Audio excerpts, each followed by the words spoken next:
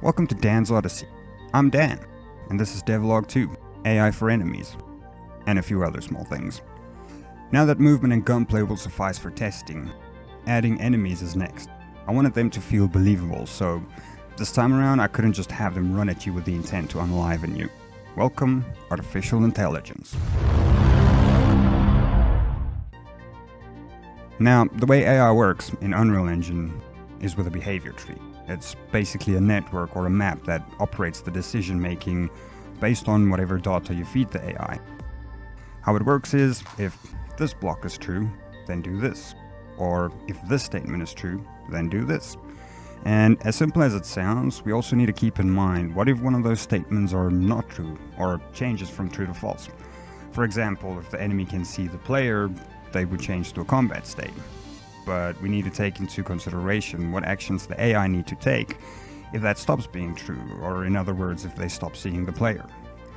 And what if one or more of those statements are true? Which one takes precedence, and so on. But luckily my AI is somewhat straightforward, and after giving them the ability to see with some Unreal Engine magic, it was time to tell them what to do.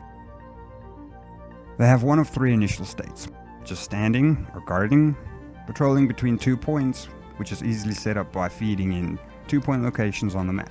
As you can see here, all I have to do is drop in markers for point A and B, and then tell the AI which is his point A and B, and off he goes, never questioning the situation.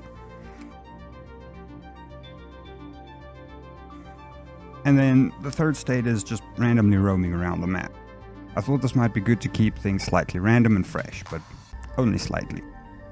Then, once these little dudes can see the player, they would enter a combat state where they attack the player and simultaneously move towards cover, and if they can't find any cover, they will simply just stand there and empty their magazines and then reload. Getting them to reload took me a sad amount of time to figure out, but I digress. Once they found cover, they will move within that area until they or the player are no longer. If they lose sight of the player, they would go into a search state where they would go search for the player, walk around for a little bit, and then return to their normal initial state. For current testing, they can't kill the player.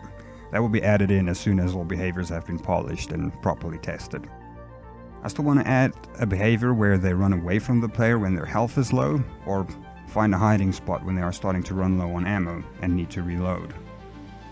The smaller implementations, I've added an ammo mechanic to the player, and guns now run out of ammo and the player is able to reload said guns.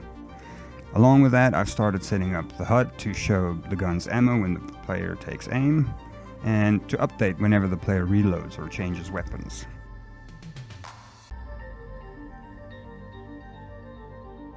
When no weapon is equipped, aiming is disabled, and with the sword equipped, no reticle is drawn when aiming. Though I'm thinking of changing that so that instead of needing to aim, just have the player attack in the direction that the camera is facing. Or maybe have the aimed attack do more damage. I don't know. I guess we'll test both and just take it from there. So I will now throw all of this into somewhat of a test level to see how the pacing and combat feels. Start figuring out if it needs slower movement speeds or bigger worlds and so on. My aim is for a slower paced game, similar to something like Splinter Cell. Priority remains getting the overall feel of the game to be right, to be smooth and fluent, before making any bigger decisions to avoid working on stuff that might ultimately just get scrapped later on. But that's all I have for now, and until then, goodbye.